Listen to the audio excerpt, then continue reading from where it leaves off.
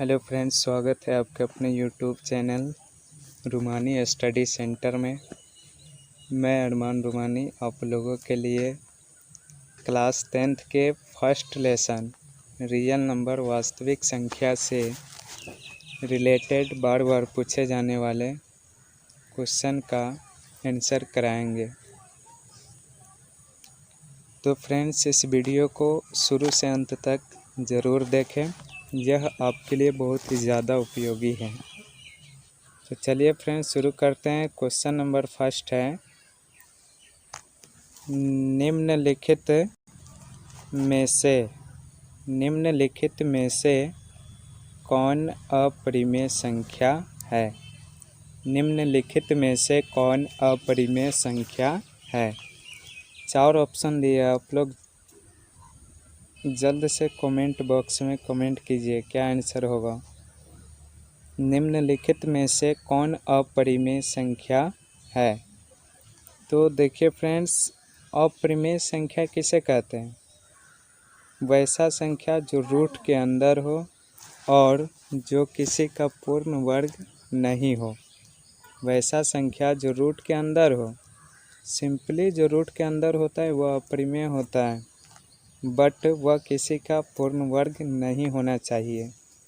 जैसे option number A में है 1/√9।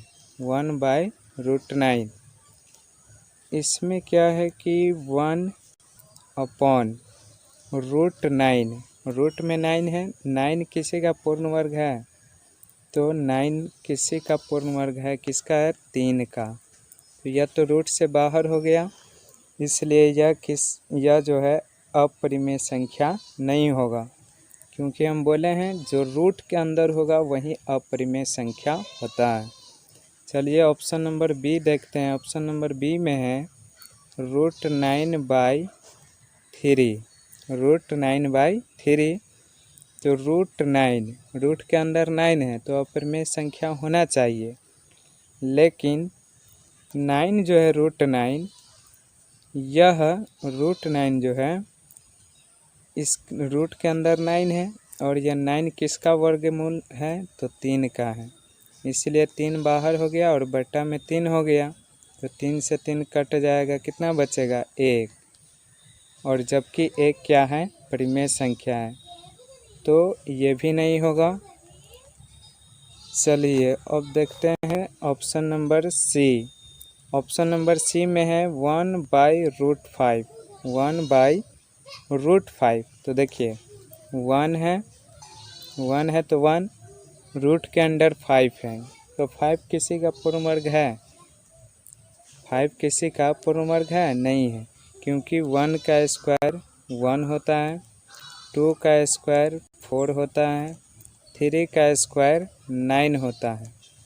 तो 4 और 9 के बीच में ही होना चाहिए 5, लेकिन 5 आया नहीं, इसलिए जो है ऑप्शन नंबर सी क्या हो जाएगा? करेक्ट हो जाएगा। तो 1/√5 जो है क्या है? अपरिमेय संख्या है। तो जी हाँ दोस्तों, इस क्वेश्चन का आंसर क्या हो जाएगा? ऑप्शन नंबर सी हो जाएगा। चलिए क्वेश्चन नंबर 2 है। क्वेश्चन नंबर 2 है π/4 है। π/4 है, मतलब π/4 क्या है? 4 ऑप्शन दिया है, आप लोग जल्दी से कमेंट बॉक्स में कमेंट करें राइट आंसर क्या होगा। π/4 है, तो आशा करता हूँ कि आप लोग कमेंट कर दिए होंगे। π/4 क्या है? तो देखिए दोस्तों, पाई जहाँ भी लगा हो तो वह क्या होता है? अपरिमेय होता है। गुणा में लगा हो, भाग में लगा हो, जोड़ में लगा हो या घटाव में लगा, जहाँ भी पाई लगा होगा तो ऑप्शन के हिसाब से देख लेंगे। ऑप्शन में क्या है? ए में है परिमेय संख्या और बी में है अपरिमेय संख्या, सी में है प्राकृत संख्या और डी में है इनमें से कोई नहीं।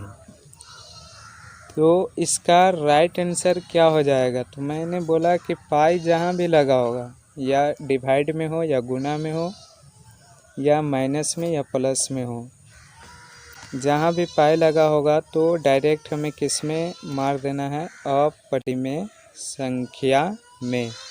किस में मारना है, अपरिमेय संख्या में।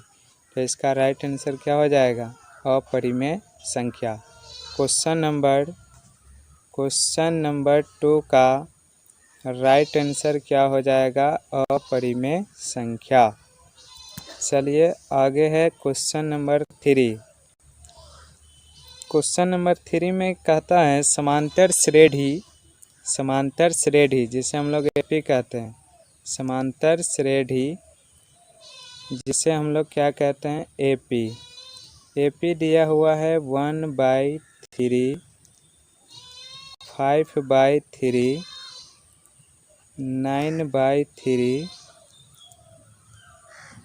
और 13/3 दिया हुआ है।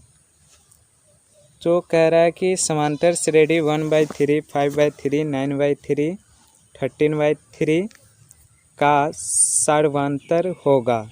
सर्वांतर जिसे हम लोग डी कहते हैं, डी से डिनोट करते हैं। तो हमें क्या निकालना है, डी बराबर वाट, मतलब डी बराबर क्या होगा, सर्वांतर निकालना है। तो आप लोग यदि पढ़े होंगे तो इस क्वेश्चन का आंसर ज़रूर कमेंट में दीजिएगा। समांतर श्रेणी 1/3, 5/3, 9/3, 13/3 ... का सर्वांतर होगा। सर्वांतर निकालना है, डी का मान निकालना है। तो सर्वांतर निकालने के लिए क्या करना होता है, देखिए ये जो 1/3 है, 1/3 जो है इसको A1 कहते हैं, ये जो है इसको A2 कहेंगे, ये 9/3 जो है इसे A3 कहेंगे। जैसे मैं यहाँ लिखता हूँ, A1 बराबर दिया है 1/3, A2 बराबर दिया है 5/3 और A3 बराबर दिया है 9/3 और A4 बराबर दिया है 13/3, है ना। तो हमें निकालना क्या है, ये प्रथम पद है, ये दूसरा है, तीसरा है, चौथा है, ... बहुत आगे तक है। तो हमें निकालना है सर्वांतर डी का मान, मतलब डी बराबर क्या होगा, डी बराबर वाट क्या होगा, सर्वांतर। तो देखिए दोस्तों, सर्वांतर निकालने के लिए क्या करना होता है, अगला वाला पद में से पिछला वाला पद को घटाना होता है। मतलब या तो आप A2 माइनस A1 कीजिए या A3 माइनस A2 कीजिए, अगला में से पिछला को क्या करना है, घटा देना है। तो देखिए हम निकालते हैं, डी का मान निकालते हैं। डी का मान निकालेंगे तो डी बराबर होगा A2 minus A1, A2 minus A1। तो हो जाएगा, देखिए A2 कितना है,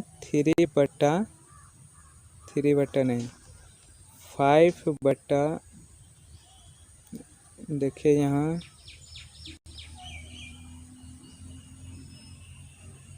A2 बराबर है 5/3 और A1 बराबर कितना है, 1/3, है ना। तो हमें डी निकालना है, तो लिखेंगे डी बराबर A2 माइनस A1। आप ऐसे भी कर सकते हैं, 3 minus A2, A4 minus A3। तो हो जाएगा A2 कितना है, 5/A2 कितना है, 5/3। तो लिखेंगे 5/3 माइनस A1 कितना है, देखिए A2 के जगह पर 5/3 और A1 कितना है, तो 1/3।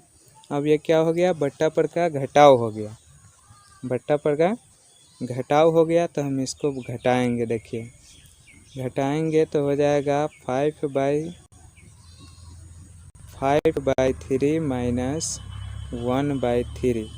इसको घटाइए, क्या हो जाएगा, घटाएंगे तो हो जाएगा, देखिए 3 का 3 और 3 का एलसीएम कितना हो जाएगा, 3। और जब बट्टा में सेम होगा तो ऊपर भी वैसे ही लिखाएगा, 5 माइनस है तो माइनस, 1 है तो 1। तो 5 में से 1 को घटाएंगे 4 और बट्टा में कितना है, 3। तो हमारा सर्वांतर जो है डी, उसका वैल्यू कितना निकला 4/3, जो कि ऑप्शन नंबर बी में है। इसलिए इसका क्वेश्चन नंबर 3 का राइट आंसर क्या हो जाएगा? ऑप्शन नंबर बी हो जाएगा। राइट आंसर क्या होगा? Option number B. समांतर श्रेणी दिया है 1/3, 5/3, 9/3, 13/3 का सर्वांतर। सर्वांतर मतलब डी का वैल्यू कितना होगा? तो 4/3 होगा, जो कि ऑप्शन नंबर बी में है। तो आशा करता हूँ कि यह क्वेश्चन आपको समझ में आ गया होगा। यदि समझने में कोई दिक्कत हो तो कमेंट में अपना राय बताएं और ये बताएं कि कहाँ पे दिक्कत है। चलिए क्वेश्चन नंबर 4 है। क्वेश्चन नंबर 4 है, सभी समबाहु त्रिभुज होते हैं। सभी समबाहु त्रिभुज होते हैं। तो देखिए सभी समबाहु त्रिभुज जो होता है वो क्या होता है? समरूप त्रिभुज होता है, समरूप होता है।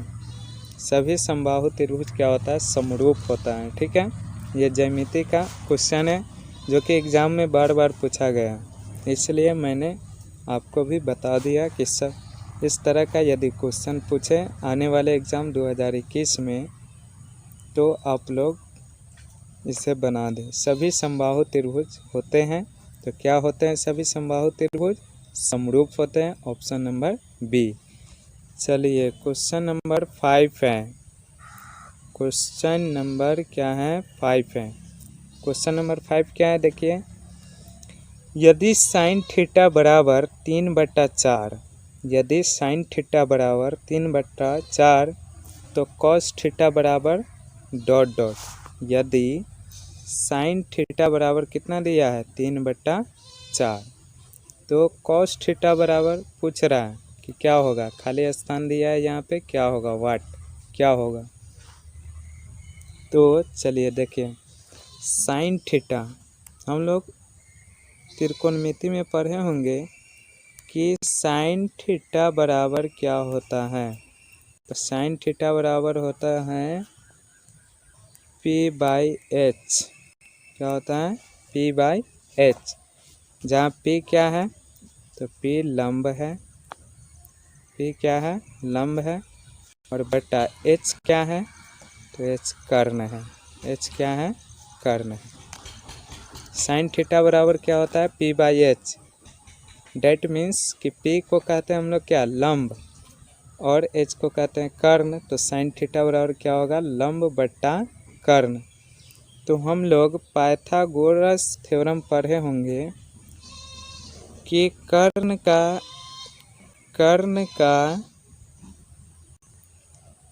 स्क्वायर बराबर लंब का स्क्वायर प्लस आधार का स्क्वायर। आधार का स्क्वायर हम लोग त्रिकोणमिति चैप्टर में भी पढ़े होंगे। कर्ण का स्क्वायर बराबर लंब का स्क्वायर प्लस आधार का स्क्वायर होता है ना। तो देखिए यहाँ पे साइन थीटा में दिया हुआ है, साइन थीटा बराबर क्या होता है? साइन थीटा बराबर क्या होता है? तो साइन थीटा बराबर होता है, देखिए साइन थीटा बराबर P/H। तो हमें P का वैल्यू भी दिया है, H का वैल्यू भी दिया है। निकालना क्या है? तो हमें निकालना है B का वैल्यू। तो B का वैल्यू निकालने के लिए हमें क्या करेंगे? B का मतलब हुआ आधार। B का मतलब क्या हुआ? आधार।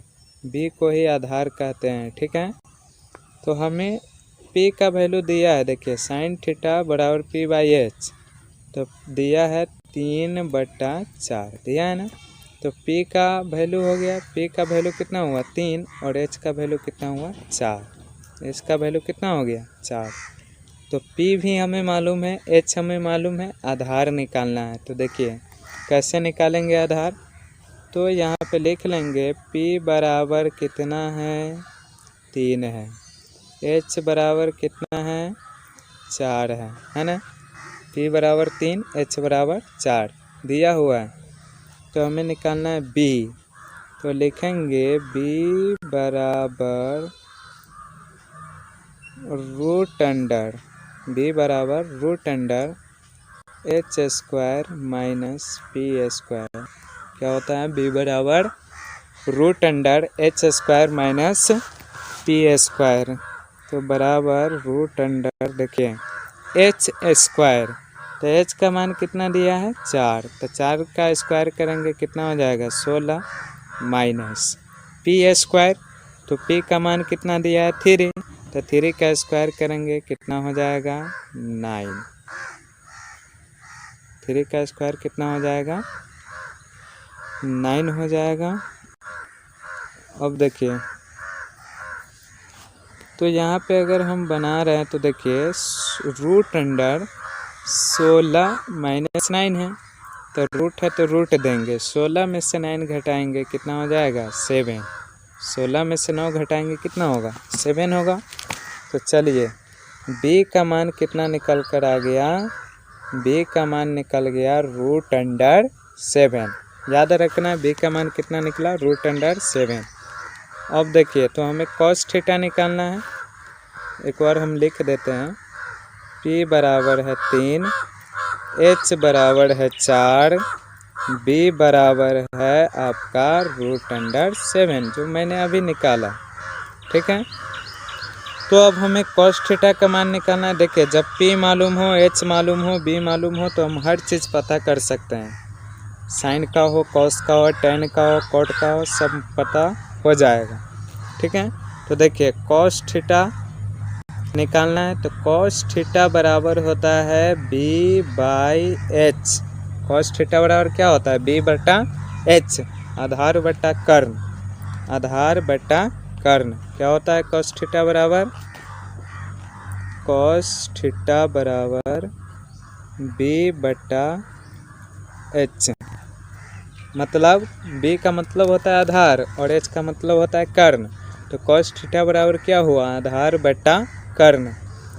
अब देखिए तो हो जाएगा यहाँ देखिए इक्वल b है ना b, तो b का मान अभी हम निकाले थे कितना रूट अंडर 7, और बट्टा बट्टा है तो बट्टा देंगे, h है तो h का मान अभी हम लिखे थे कितना होगा 4 होगा।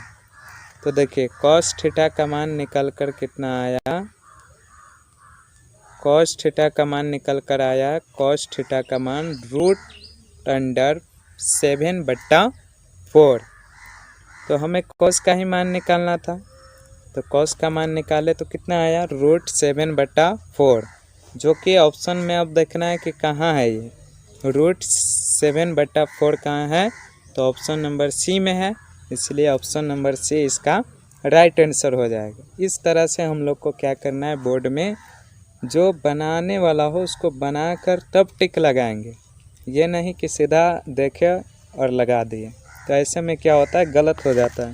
ये मैथ है, मैथ का हर क्वेश्चन बनाकर और तब टिक लगाना है। चलिए क्वेश्चन नंबर 6 है, क्वेश्चन नंबर 6 है द्विघात बहुपद, द्विघात बहुपद एक्स स्क्वायर माइनस 15 के शून्यक है, द्विघात बहुपद एक्स स्क्वायर माइनस 15 के शून्यक है।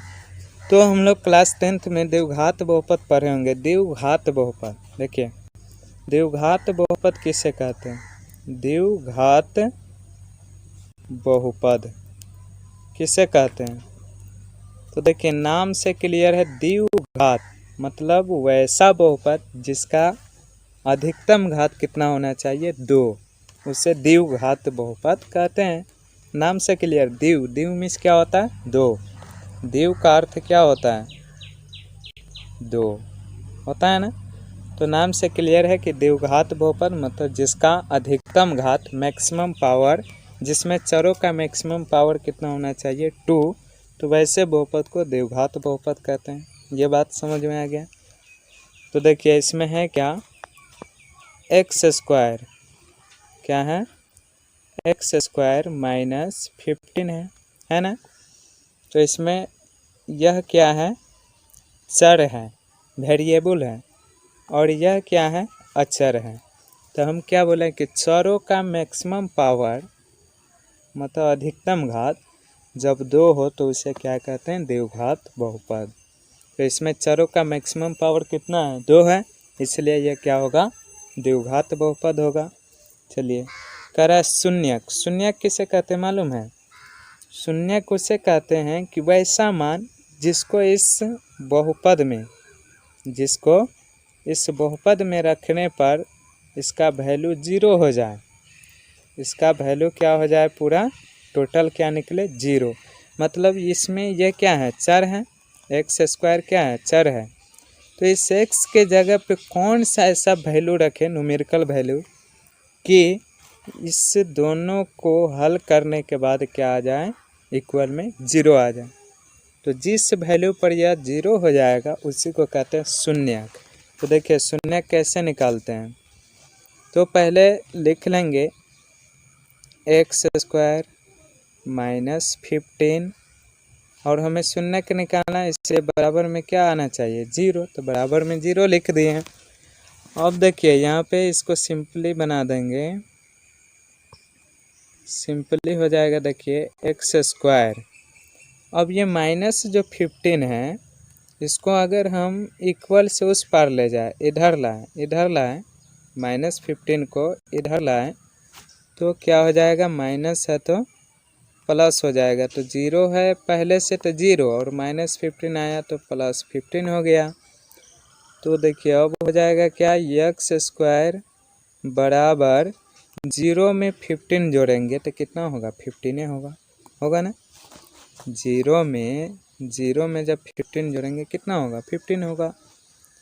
अब देखिए यहाँ पे क्या हो जाएगा, एक्स स्क्वायर है तो लिखेंगे एक्स बराबर, ये जो स्क्वायर है उधर जाएगा, इक्वल के उस साइड, स्क्वायर जो है ना ये इधर आएगा तो क्या हो जाएगा, रूट हो जाएगा। ये सब आप लोग को मालूम होगा, क्लास 8 में पढ़ना है। यह जो है स्क्वायर जो है इधर आएगा तो क्या हो जाएगा, रूट हो जाएगा। क्या हो जाएगा, रूट हो जाएगा। अब देखिए, तो हमने लिखा था कि एक्स स्क्वायर बराबर कितना था, रूट 15 हो जाएगा। अब देखिए एक्स स्क्वायर बराबर नहीं, सॉरी,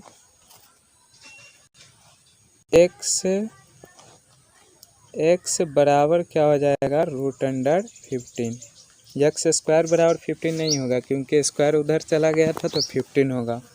ठीक है दोस्तों, तो देखिए जब रूट में कोई संख्या होता है, कोई नंबर होता है, तो वो प्लस और माइनस दोनों में होगा,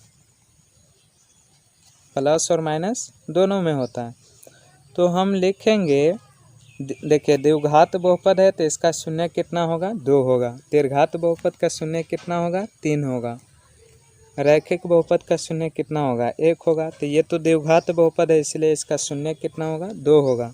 तो एक बार हम क्या करेंगे, एक्स का वैल्यू लेंगे प्लस और माइनस दोनों में, तो एक बार प्लस 15 हो जाएगा, एक बार क्या होगा, प्लस 15, और एक बार जो हो जाएगा एक्स बराबर वह माइनस रूट अंडर 50। एक्स का एक वैल्यू प्लस रूट अंडर 15 और एक्स का एक वैल्यू क्या हो जाएगा, माइनस रूट अंडर 15। तो यही हमारा दो क्या निकला, एक ये और एक ये, दोनों क्या निकला, शून्य बहुपद का, जो कि ऑप्शन नंबर बी में दिया है ना। तो इसका राइट आंसर क्या हो जाएगा, ऑप्शन नंबर बी हो जाएगा। तो आशा करता हूँ कि ये क्वेश्चन भी आप लोग को समझ में आ गया होगा। चलिए क्वेश्चन नंबर 7 है, वृत्त को दो बिंदुओं पर प्रतिच्छेद करने वाली रेखा को कहते हैं। प्रतिच्छेद करने वाली रेखा को डॉट डॉट कहते हैं। मतलब कोई वृत्त है और उस वृत्त के दो बिंदु पर जो प्रतिच्छेद करता है रेखा, उस रेखा को क्या कहते हैं। तो देखिए वृत्त आप लोग जानते होइएगा, सर्कल जो पूरा ऐसे क्या होता है, गोल होता है। यह एक क्या है, वृत्त है। यह क्या है दोस्तों, वृत्त है, सर्कल है। अब देखिए वृत्त जो है अनंत बिंदुओं से मिलकर बना होता है। वृत्त अनंत बिंदुओं से मिलकर बना होता है। तो कह रहा है वृत्त को दो बिंदु पर प्रतिच्छेद करने वाली रेखा। अब देखो प्रतिच्छेद करने वाली रेखा किसे कहते हैं? जो किसी चीज़ को काटे, ठीक है, किसी दो बिंदु पर काटता है तो वैसे रेखा को क्या कहते हैं? प्रतिच्छेदी रेखा। तो देखिए मान लीजिए कि एक बिंदु यहाँ पे है और एक बिंदु यहाँ पर है। वृत्त को दो बिंदु पर, कहीं भी दो बिंदु ले सकते हैं, तो वृत्त को दो बिंदु पर प्रतिच्छेद करने वाली रेखा। तो मान लीजिए कि यह सर्कल है और इसका कोई दो बिंदु लिए, एक ये है और एक बिंदु ये है। अब इस दोनों बिंदु को क्या कह रहा है? प्रतिच्छेद करने वाली रेखा। तो मान लीजिए कि हम इसको प्रतिच्छेद कर रहे हैं। वृत्त को क्या किया? प्रतिच्छेद किया। तो प्रतिच्छेद करने वाली रेखा मतलब ये जो रेखा है ना, ये इस रेखा को क्या कहते हैं? तो देखिए वृत्त के किसी भी दो बिंदु को प्रतिच्छेद करने वाली रेखा को क्या कहा जाता है? जीवा कहा जाता है। वृत्त के किसी दो बिंदु को प्रतिच्छेद करने वाली रेखा को जीवा कहते हैं, ठीक है। और वृत्त के किसी एक बिंदु को टच करने वाली रेखा को कहते हैं स्पर्श रेखा।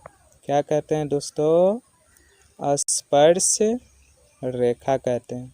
किसे? जो वृत्त के किसी एक बिंदु को बाहर से टच करता है। जैसे मान लीजिए कि यह वृत्त है, एक बिंदु है यहाँ पे, अब यह रेखा गया, इसको टच किया, टच करके जा रहा है, तो यह क्या हो जाएगा? स्पर्श रेखा हो जाएगा, ठीक है। चलिए तो इसका राइट आंसर क्या हो जाएगा फ्रेंड्स? तो स्पर्श रेखा हो, स्पर्श रेखा नहीं, वृत्त के दो बिंदु पर प्रतिच्छेद करने वाली रेखा को क्या कहते हैं? जीवा कहते हैं। यह क्या हो जाएगा? Right answer. स्पर्श रेखा आप लोग को हम बता दिए हैं कि वृत्त के किसी एक बिंदु को बाहर से टच करने वाली रेखा को स्पर्श रेखा कहते हैं। अब थोड़ा सा त्रिज्या के बारे में भी समझ लीजिए। यह एक वृत्त है ना, और वृत्त के बीचों बीच जो एक बिंदु होता है उसे क्या कहते हैं? वृत्त का केंद्र कहते हैं। वृत्त के बीच में जो बिंदु होता है उसे क्या कहते हैं? केंद्र कहते हैं, सेंटर कहते हैं। तो सेंटर से वृत्त के सेंटर से वृत्त के किसी एक बिंदु, या ऐसे भी कह सकते हैं कि सेंटर से वृत्त के परिधि के बीच की दूरी को क्या कहा जाता है? तो त्रिज्या कहा जाता है, आर कहा जाता है, ठीक है। यही क्या हो गया? इसका नाम हो गया त्रिज्या। क्या हो गया? त्रिज्या। त्रिज्या हो गया। तो त्रिज्या भी समझ में आ गया होगा। इतना जाना नहीं था लेकिन बता दिए हैं। तो क्वेश्चन नंबर 7 का राइट आंसर क्या हो जाएगा? जीवा। वृत्त के दो बिंदु पर प्रतिच्छेद करने वाली रेखा को कहते हैं, तो क्या कहते हैं? जीवा कहते हैं, याद रखिएगा। चलिए क्वेश्चन नंबर 8 है। क्वेश्चन नंबर 8 क्या है? देखिए क्वेश्चन नंबर 8 है, क्वेश्चन नंबर 8 है बिंदुओं 4 3, बिंदुओं 4 और 3 दिया है, ठीक है। एक बिंदु दिया है 4 और 3। कह रहा है बिंदुओं 4 3 और 1 - 1 के बीच की दूरी है। बीच की दूरी निकालना है। तो एक बिंदु दिया है 4 3 और एक बिंदु, मान लीजिए इस बिंदु का नाम हम दे देते हैं क्या? P। इस बिंदु का नाम क्या दे दिए? P। मान लिए कि P एक बिंदु है जो कितना है? 4 और 3 है। और एक बिंदु मान लेते Q। तो Q बिंदु कितना दिया हुआ है? 1 और -1 दिया है ना। यह दो बिंदु है। तो कह रहा है इस दो बिंदु के बीच की दूरी कितना होगा? तो बीच की दूरी निकालने के लिए हमें दूरी सूत्र मालूम होना चाहिए, ठीक है। तो देखिए दूरी P और Q के बीच की दूरी निकालना है, तो PQ बराबर दूरी सूत्र होता है √√Q x1 माइनस x2 का होल स्क्वायर क्या होता है, x1 माइनस x2 का whole square plus y1 minus y2 का होल स्क्वायर क्या होगा, y1 माइनस y2 का होल स्क्वायर। यह फार्मूला होता है, ठीक है। चलिए, तो पी क्यू के बीच की दूरी निकालना है, तो लिखेंगे पी क्यू बराबर root under x1 minus x2, तो x1 हो गया 4 और x2 हो गया कितना 1, तो 4 माइनस 1 का स्क्वायर, 4 माइनस 1 का स्क्वायर, और तब क्या हो जाएगा आगे, प्लस है तो क्या करेंगे, प्लस देंगे। देखिए हो जाएगा यहाँ पे प्लस x1 माइनस x2, तो कर दिया, x1 4 था, x1 कितना है 4 और x2 कितना है 1। पहले वाले बिंदु को x कहते हैं और इसमें जो दूसरा है उसे y कहते हैं, ठीक है। x y के फॉर्म में होता है, तो ये हो गया x1 और ये जो है 4x1 हो गया और 1 क्या हो गया x2 plus y1 minus y2, तो y1 कितना है 3 है, अब माइनस y2, तो y2 कितना है -1, तो फिर इसको ब्रैकेट में लिखेंगे -1 और इसका स्क्वायर कर देंगे, ठीक है। अब देखिए क्या हो जाएगा, रूट अंडर 4 में से 1 घटाना है तो कितना हो जाएगा 3, तो 3 का स्क्वायर प्लस है ना, तो प्लस 3, तो देखिए इसको हम 3 रहने देते हैं, और यहाँ माइनस है, यहाँ भी माइनस है, तो माइनस माइनस प्लस 1 का स्क्वायर है ना। चलिए देखिए आगे क्या होगा, तो आगे हो जाएगा, देखिए पी क्यू बराबर रूट अंडर 3 का स्क्वायर है, अब प्लस कितना है 3 प्लस 1 का स्क्वायर, 3 प्लस 1 का स्क्वायर है ना, तो हो जाएगा देखिए रूट अंडर 3 का स्क्वायर कितना होगा 9 प्लस 3 प्लस 1 का स्क्वायर, तो 3 प्लस 1 को ऐड करेंगे तो कितना होगा 4, और 4 का स्क्वायर कितना होता है 16 होता है ना, 4 का स्क्वायर 16, 4 का स्क्वायर हो गया 16। अब क्या करेंगे आगे, जोड़ देंगे, अब इसको क्या करेंगे जोड़ देंगे, तो लिखेंगे पी क्यू बराबर रूट अंडर 16 और 9 को जोड़ेंगे तो 16 और 9 जोड़ते हैं तो कितना होता है 25 होता है ना, तो हो जाएगा पी क्यू बराबर 25, रूट के अंदर है 25 किसका वर्ग होता है तो 5 का होता है, तो और दूरी को हमेशा किस में मापते हैं इकाई में, ठीक है, इकाई में मापते हैं, इसलिए पी क्यू बराबर कितना निकला 5 इकाई। तो इस दोनों बिंदु के बीच की दूरी कितना निकला 5 इकाई, देख सकते हैं ऑप्शन नंबर बी में है, इसलिए इसका राइट आंसर क्या हो जाएगा ऑप्शन नंबर बी 5 इकाई इसका आंसर हो जाएगा।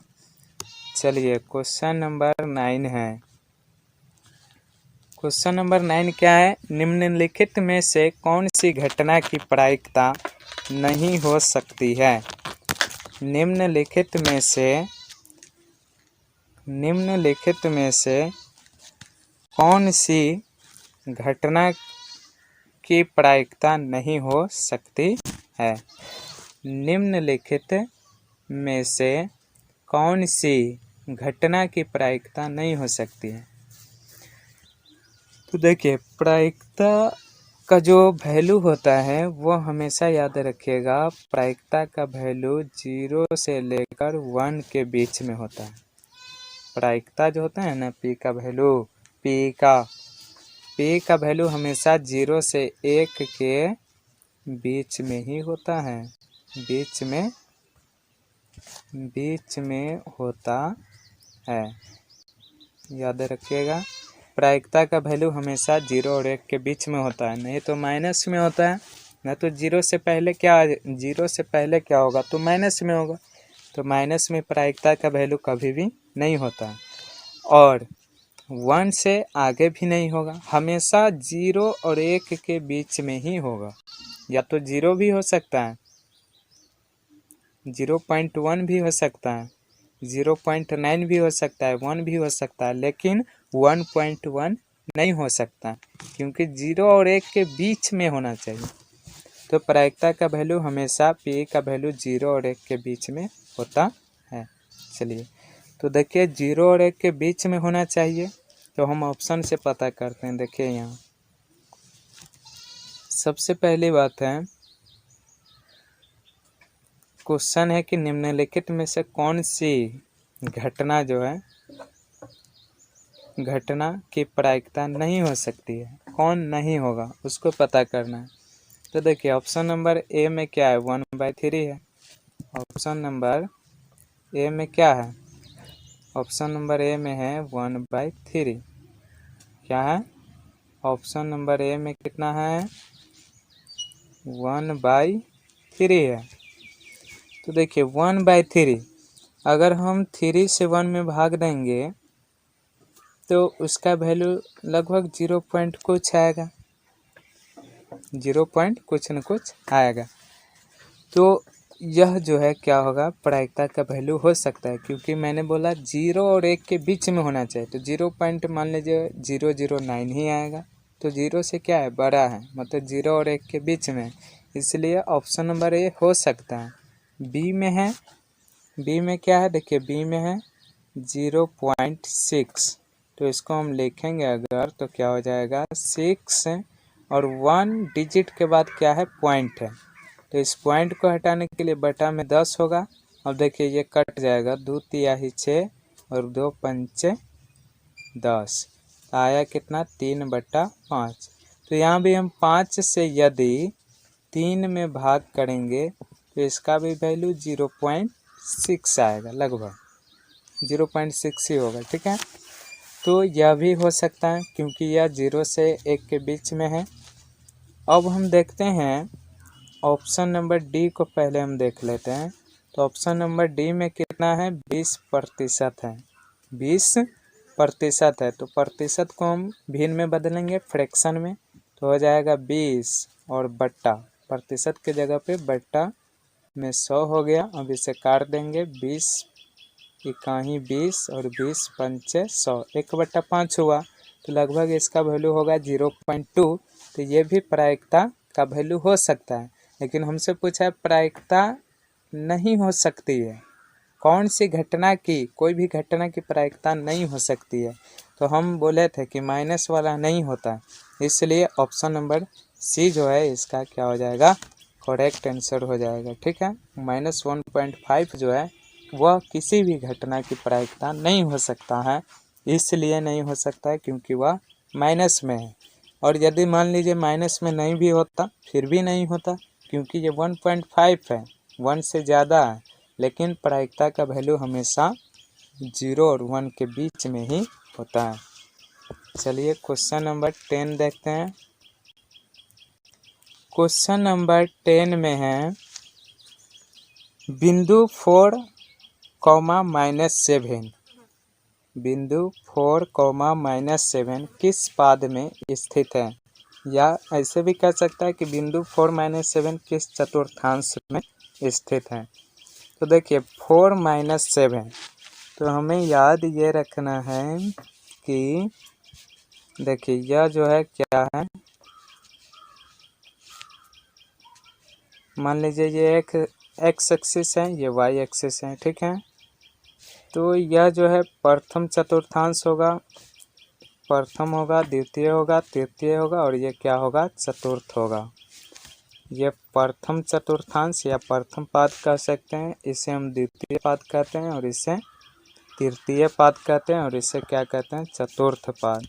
तो देखिए प्रथम पाद में जो बिंदु होगा वो दोनों किस में होगा, प्रथम पाद का जो बिंदु होता है, प्रथम पाद को आई लिखते हैं, प्रथम पाद का बिंदु होता है प्लस, प्लस में, मतलब दोनों बिंदु प्लस होना चाहिए, माइनस नहीं। दोनों अगर प्लस होगा तो वो किस में होगा, प्रथम पाद में। और देखिए दूसरा में क्या होता है, तो यदि पहले माइनस और फिर प्लस हो, पहले माइनस फिर प्लस हो, पहला वाला माइनस बाद वाला प्लस, तो वह किस में होता है, द्वितीय में होता है, द्वितीय पाद में। अगर तीसरा का देखिए, तीसरा का पहचान कैसे पहचानेंगे, तो तीसरा होता है दोनों बिंदु जो है माइनस में होगा। दोनों बिंदु किस में होगा, दोनों बिंदु किस में होगा, माइनस में होगा। तो वह क्या होगा, तृतीय पाद में स्थित होगा। किस में होगा, तृतीय पाद में स्थित होगा। ठीक है, यदि दोनों बिंदु माइनस में होगा ना, तो वो तृतीय पाद में होगा। चलिए अब चतुर्थ पाद का देख लेते हैं। चतुर्थ में क्या होता है, तो चतुर्थ में होता है क्या कि पहला वाला प्लस होगा और दूसरा वाला माइनस होगा। दूसरा वाला क्या होगा, माइनस होगा, पहला प्लस दूसरा माइनस, तो वो किस में होगा, चतुर्थ पाद में होगा। तो इसमें देखिए क्या होगा, पहला प्लस दूसरा माइनस, पहला प्लस और दूसरा क्या है, माइनस है। ये वाला प्लस में और ये वाला माइनस में, तो पहला प्लस और दूसरा माइनस इसी में ना, किस में है, चतुर्थ पाद में, इसलिए इसका राइट आंसर हो जाएगा डी, चतुर्थ पाद।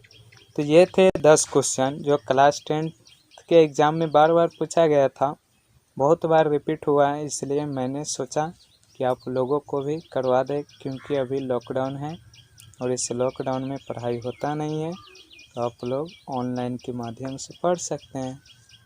चलिए, तो आशा करता हूँ कि ये वीडियो आप लोग को अच्छी लगी होगी।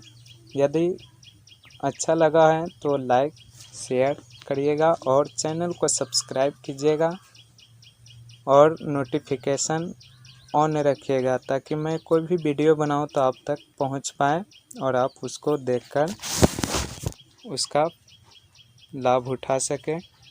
यदि कोई सुझाव हो तो आप लोग कमेंट में ज़रूर बताइएगा कि सर ये सुझाव है, ऐसे करना चाहिए। ठीक, ओके, बाय।